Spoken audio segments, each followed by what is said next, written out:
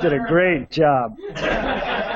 I have one last question, and I think anyone could take it up. Maybe we'll throw it over to Michael, and then if anyone else has any, follow up on that. The last question is, how is the currently popular cultural view of man, the idea that human beings' knowledge of the universe is limited to sense perception and deductions based on sense perception, mathematical or otherwise, which is the currently prevalent cultural view, what's taught as far as science education in universities.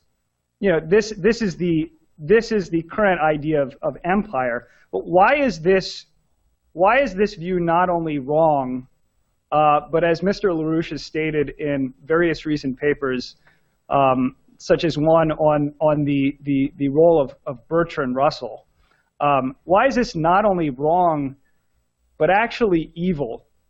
And how does this affect both policymaking today and the fight to reverse the current paradigm? So, Michael?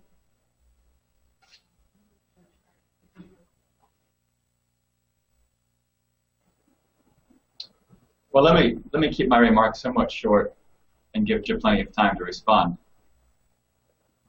But had there not been an attack on the human mind around this question that science is mathematics and that mathematics can be reduced to logic, that was the attack launched in 1900.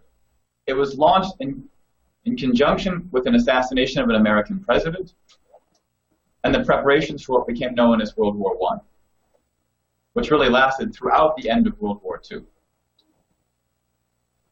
Without that attack on science, you would have not the toleration.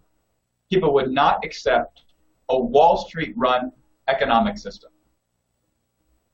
Why would anyone measure profits of financial companies or financial profits of any corporation when your productivity is collapsing, when your actual food supply is collapsing, when hospitals are getting shut down? How can you say healthcare has improved? Because health insurance companies' profits have gone up. Nor could they have run the scandal they've run in the United States educational system. It's probably no worse than in California. But without the reduction of science to mathematics, you could have never had the acceptance of the environmentalist green agenda. All of their models, all of their predictions, all of their science is based on computer, mathematical models, and statistics. There's no physical science anywhere in this green agenda. There are people who would like to think of themselves as scientists. There are even a few who would recognize the necessity of nuclear power. But in terms of the environmentalist approach today, we have no physical science. Instead, what we have are nuclear scientists, nuclear engineers, fusion scientists who are unemployed, laid off, and walking the streets of this country. So what's the real crisis?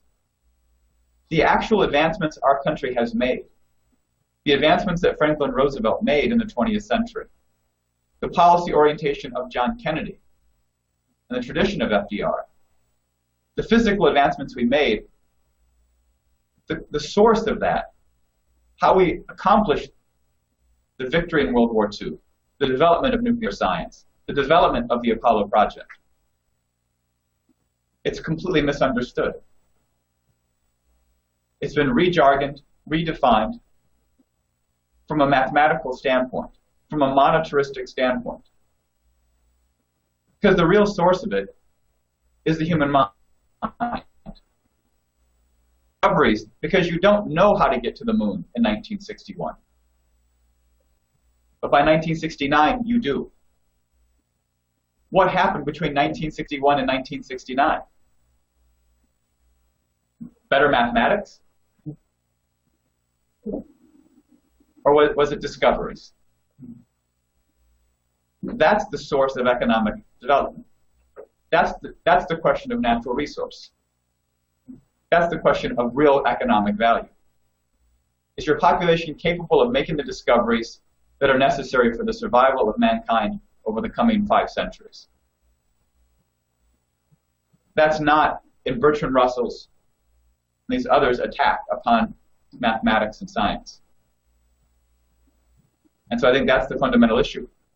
Do we understand the true cause of our development, the development of our country and of the world, potentially today? So that's what I have, and I leave it for Keisha to